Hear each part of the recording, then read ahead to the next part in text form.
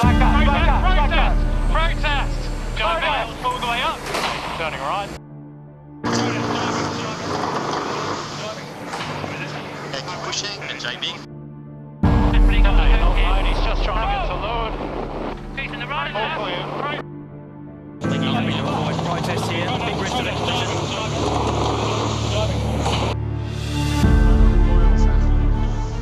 In a match race, beating your opponent is all that matters.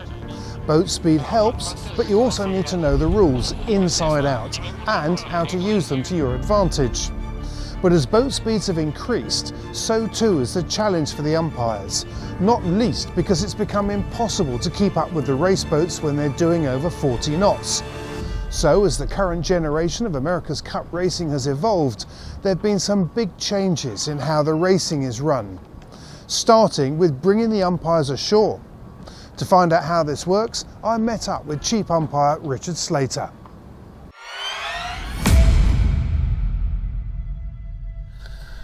So talk us through what you can see then when you're watching them. So I've grabbed, for example, a race from the final preliminary regatta. This was the New Zealand Italy one, because there's been a few penalties in that, and so we thought we'd show it. We get to see the racetrack that Ian and his team produce. So you can almost see Barcelona Barcelona, the flag area that's built, and then the racetrack that sits inside it. So the white area is the racetrack.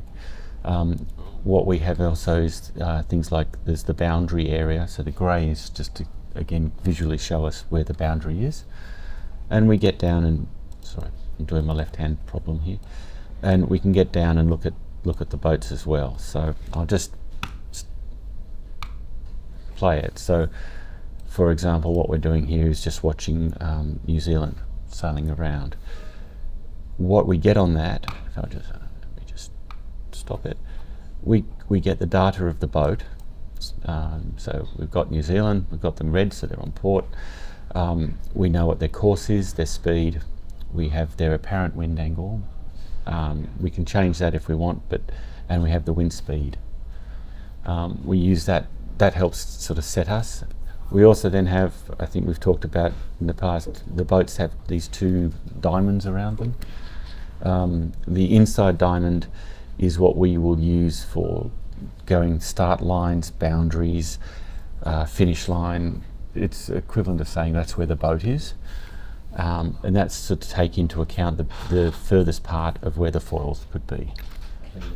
We also then have another line that's sort of outside that, which is the keep clear border. And what that's doing is to give us the rules side of it, where we don't want boats pushing. You talked about the old days, and the boats would push closer, and sometimes a little tap is a way to make sure an umpire gives you a decision. Well, we don't want that. So what we do here is we have the boundaries, and if the boundaries touch, it's the old school of boats have touched. So once you get to that point, we know someone's going to get a penalty. And can the sailors themselves see that boundary on the boat? Do they have a display that shows that? I believe so. Their tactile display will show, and it may not be like this, but it'll show both the boundaries. So they will get an idea of how to see it. Again, they're looking at a tactical display doing 24 knots right now, so I'm assuming it's not as comfortable, not as easy, but that tactical display is there for them too. So if they were pushing a situation where they were luffing someone up and they were trying to get a penalty on a windward boat, for example, they may well be glancing down the display as to when those two things cross. I could imagine it. And looking from watching the show after racing, it seems that the second helm, while they're doing everything else they need to do and trimming, they will also be doing some form of looking at that display for those. Right. So. The other thing we have as an umpire tool is we use a line that comes out in front of the boat. What that is basically imagine saying in 3 seconds, based on their course and speed, where will the boat be? As you speed up, that line gets bigger. As you slow down, it gets smaller. But we can also put our ghost boat onto that, so we have a visual representation. That's a really good thing, especially for port starboard crosses, in that it's almost these can still be 100 metres apart, but we therefore know in 3 seconds there was going to be a crash if they didn't bear away, or in 3 seconds they would have missed. So it sometimes doesn't work as well, but it's especially for windward leeward, but we learn to read that.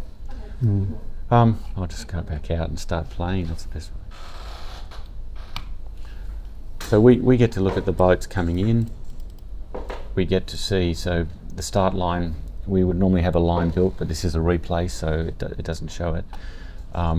So we've got the Italians and the Kiwis coming in for their pre-start. Just speed this up. So it looks, now we're doing 41 and 39 knots, but it looks quite calm and relaxing. Our tools then basically go, and I think if you remember this one we talked about, there was a cross here when New Zealand come back onto starboard. There's the green, and we get to see the two boats come together. 45 for the boat. Nice and smooth. No worries. Yeah, nice. Yeah, just you and the wall. Yeah, the wall. Yeah, with the wall.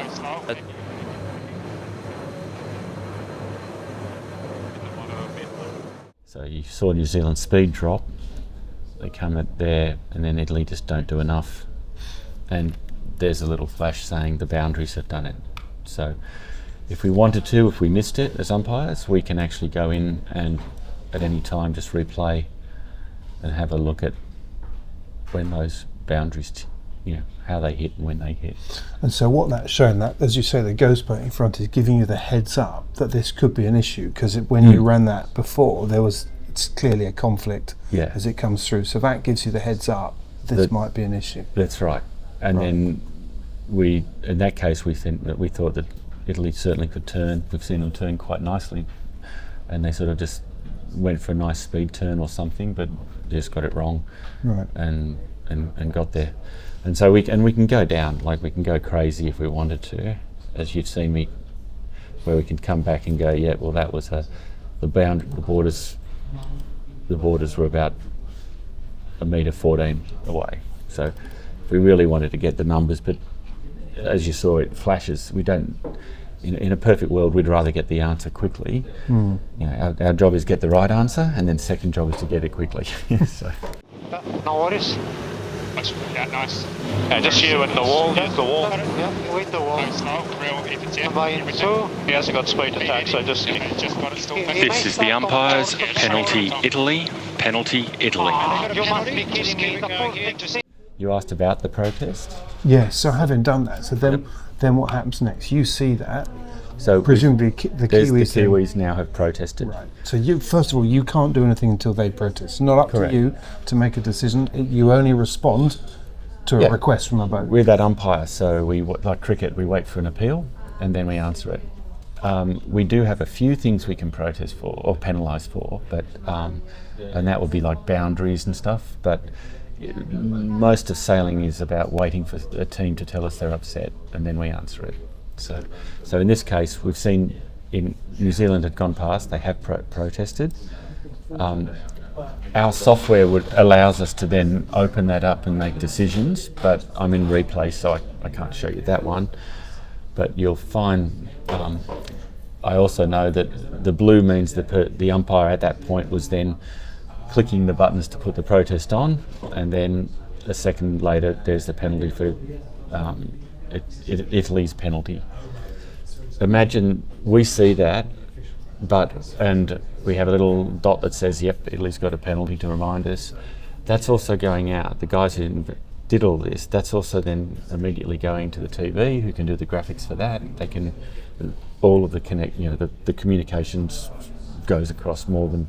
And the boat will also get a big red sign on their display going, you've got a penalty. So.